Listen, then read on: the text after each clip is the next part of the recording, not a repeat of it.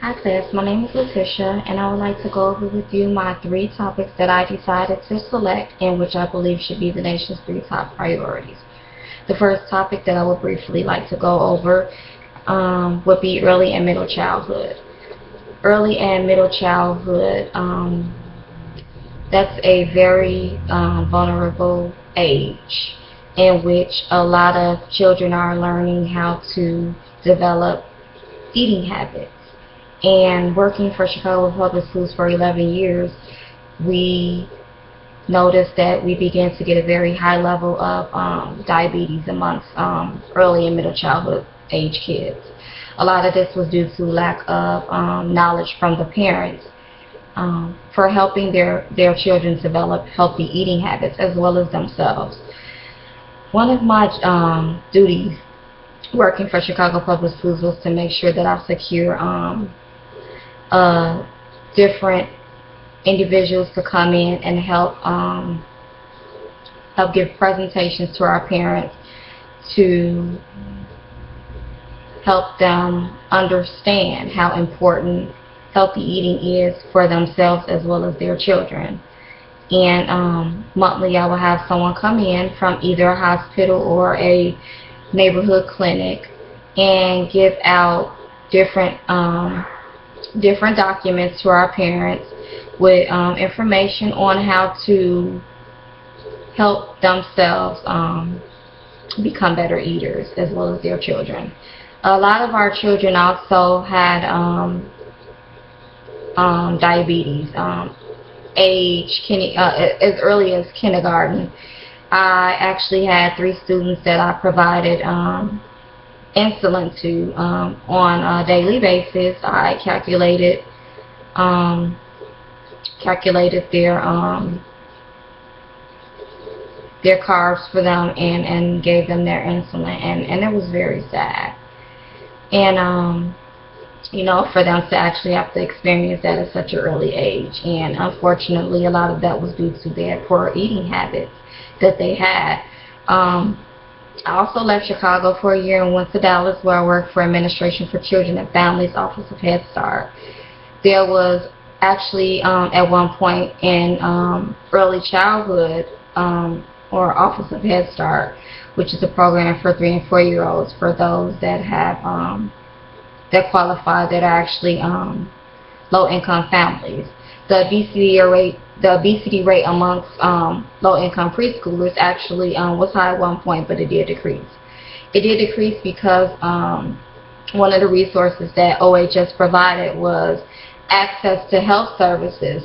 So a lot of times they would have seminars for the parents, and they also collaborated with a lot of hospitals and neighborhood clinics that came in on a regular basis and did screenings for the preschoolers. And so this helped enforce better eating habits as well, and also educated the parents, which I thought was very, very cool. Okay, and moving along to the next topic, I decided to select access to health services, which is actually overall a very broad topic, but it focuses on one objective that I thought was very interesting, and it's helping to provide extensive services for adults that are age 65 and older. This brings me to my current place of employment, which is Fidelis Senior Care, Inc.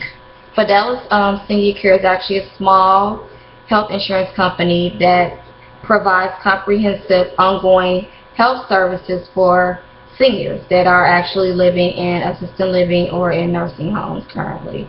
So they offer a very, very comprehensive quality insurance plan that Medicare did not pick up. I think that this is extremely, extremely important. A lot of our senior citizens are actually not receiving the preventive care services that they need to help them maintain the rest of a healthy life, and Fidelis is set up to do that and to help them.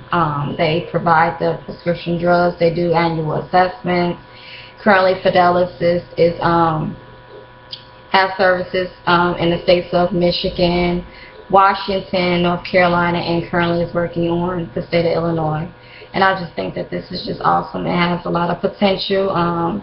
It's up and coming, and you know, it's just a organization that has a extensive care plan for seniors, which is very important, especially those that have chronic excuse me, illnesses and need that extra care. My last topic that I decided to discuss, and I think that is a major priority for this nation to address more, is mental health services. Access to care for mental health services is very limited. In fact, they were trying to close a lot of centers here that were for those that had mental illnesses here in Illinois. And so that leaves these individuals to seek attention and care from where? So they're kind of like left out there. Resources are very limited for those that have mental illnesses. Even working in Chicago public schools, a lot of those students were diagnosed with mental illnesses, and we would have our parents complain on a regular basis in regards to having a lack of resources for their children.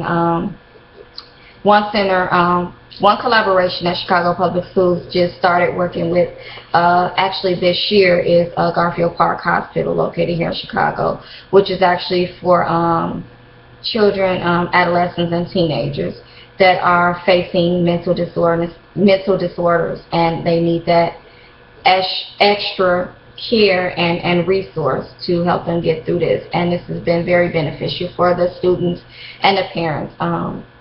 It can be an issue that actually interferes academically with the children, and you know, it can go to a whole other level. So you have it. My three priorities that I believe should be more of a focal area would be the mental illnesses, the access to health services, and also the early and middle childhood. These are all relevant issues that are rising and need to seek special attention. Thank you.